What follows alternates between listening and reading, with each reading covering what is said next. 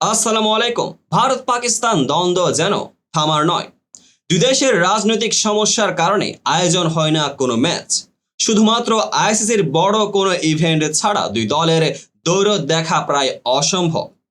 সাবেক থেকে বর্তমান কোনো খেলোয়াড়ই খোঁচা দেওয়ার সুযোগ ছাড়েন না দুই দলেরই। এবার ভারতীয় বোর্ডের সঙ্গে আবারও সংঘাতে পাকিস্তান ক্রিকেট বোর্ড। সমালোচনা সেই দেশের অন্দরে। কি ঘটছে জানতে দেখতে থাকুন সম্পূর্ণ ভিডিওটি। চ্যাম্পিয়ন্স ট্রফি খেলতে ভারতীয় দল পাকিস্তানে যাবে কিনা তা নিয়ে এখনো কোনো সিদ্ধান্ত হয়নি। বিতর্ক পিছু ছাড়ছে না পাকিস্তান ক্রিকেট বোর্ডের। এবার সরাসরি ভারতীয় ক্রিকেট বোর্ডের সঙ্গে সংঘাতে যেতে চাইছে তারা, ফলে সমালোচনা শুরু হয়েছে পাকিস্তানের অন্দরে। আগামী বছর আইপিএল এর সময়ে পাকিস্তান সুপার লিগ করতে চাইছে মহসিন নকভির নেতৃত্বাধীন বোর্ড। সাধারণত মার্চ থেকে মে মাসের মধ্যে আইপিএল হয়। এপ্রিল মে মাসে পাকিস্তান সুপার লিগ করতে চাইছে সে দেশের বোর্ড, তাতেই শুরু হয়েছে বিতর্ক।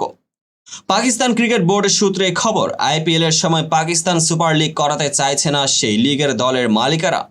তাদের দাবি, আইপিএলে বিশ্বের সকল দেশের সেরা ক্রিকেটারেরা খেলেন, সেই তুলনায় পাকিস্তান সুপার লিগে হাতে গোনা কয়েকজন বিদেশি খেলেন।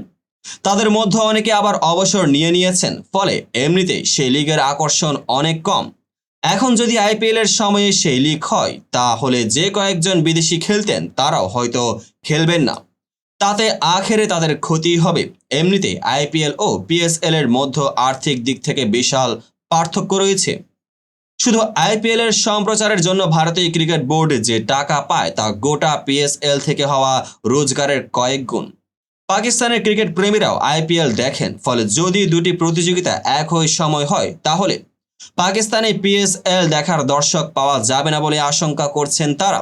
এই পরিস্থিতিতে পাকিস্তান ক্রিকেট বোর্ডের চেয়ারম্যান মহসিন নকভির সঙ্গে কথা বলছেন দলের মালিকেরা।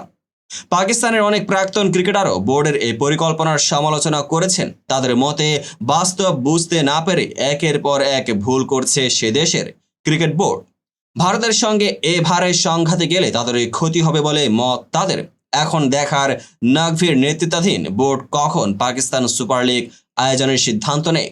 তো বন্ধুরা, এই বিষয়টি আপনাদের কার কেমন লেগেছে অবশ্যই কমেন্ট বক্সে জানাতে ভুলবেন না। আর চ্যানেলটিকে সাবস্ক্রাইব এবং পেজটিকে ফলো করে পাশেই থাকবেন, যাতে পরবর্তী ভিডিওর সকল নোটিফিকেশন সরাসরি পেয়ে যান। দেখা হবে পরবর্তী ভিডিওতে।